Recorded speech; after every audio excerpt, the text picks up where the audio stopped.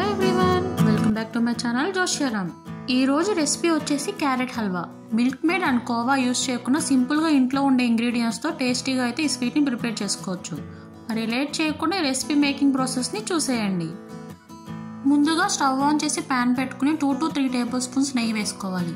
నెయ్యి హీట్ అయిన తర్వాత 2 కప్స్ వరకు క్యారెట్ తురుమును వేసుకుని పచ్చివాసన పోయేంత వరకు ఫ్లేమ్ని లో టు మీడియం అడ్జస్ట్ చేసుకుంటూ ఫ్రై చేసుకోవాలి. కంటిన్యూస్గా కలుపుతూనే ఫ్రై చేసుకోవాలండి, లేదంటే అడుగు పట్టేస్తుంది. ఇది ఫ్రై అవ్వడానికి నియర్లీ ఒక 20 మినిట్స్ అయితే టైం పడుతుందండి. చూడండి, ఇలా మంచిగా పచ్చివాసన పోయేంత వరకు అయితే ఫ్రై చేసుకోవాలి. నెక్స్ట్ 2 కప్పుల వరకు పాలను వేసుకోవాలి. మనం క్యారెట్ తురుముని ఏ కప్తో తీసుకున్నామో అదే కప్తో సేమ్ క్వాంటిటీ ఆఫ్ మిల్క్ని అయితే తీసుకోవాలి. ఇక్కడ మిల్క్ వచ్చేసి నేను కాచి చల్లార్చిన పాలనే తీసుకున్నానండి. ఫ్లేమ్ని మీడియం టు హై అడ్జస్ట్ చేసుకుంటూ క్యారెట్ తురుముని మిల్క్లో ఉడికించుకోవాలి. చూడండి, పాలు ఇలా దగ్గరగా అయ్యేంత వరకు కలుపుకుంటూ కుక్ చేసుకోవాలి. చూడండి, పాలు అనేవి మంచిగా అబ్జర్వ్ అయిపోయాయండి. ఈ స్టేజ్లో మనం 1 కప్పు వరకు షుగర్ని యాడ్ చేసుకోవాలి. స్వీట్ అనేది కరెక్ట్గా సరిపోతుంది. ఒకసారి మొత్తం అంతా కలిసేలాగా బాగా మిక్స్ చేసుకోవాలి. షుగర్ మెల్ట్ అయ్యి ఇలా దగ్గరగా అయ్యేంత వరకు కలుపుకుంటూ కుక్ చేసుకోవాలి.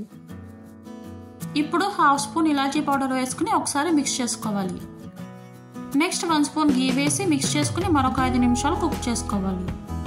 చివరిగా నెయ్యిలో ఫ్రై చేసుకున్న డ్రై ఫ్రూట్స్ వేసుకుని ఒకసారి మిక్స్ చేసి స్టవ్ ఆఫ్ చేసి సర్వింగ్ బౌల్లోకి సర్వ్ చేసుకోవడమే. అంతే అండి, ఎంతో సింపుల్గా అండ్ టేస్టీగా చేసుకునే క్యారెట్ హల్వా రెడీ. ఈ రెసిపీని మీరు కూడా ఒకసారి ట్రై చేయండి, చాలా సింపుల్గా చేసేయచ్చు. మరొక టేస్టీ రెసిపీతో మళ్ళీ కలుద్దాం. అంతవరకు సెలవు.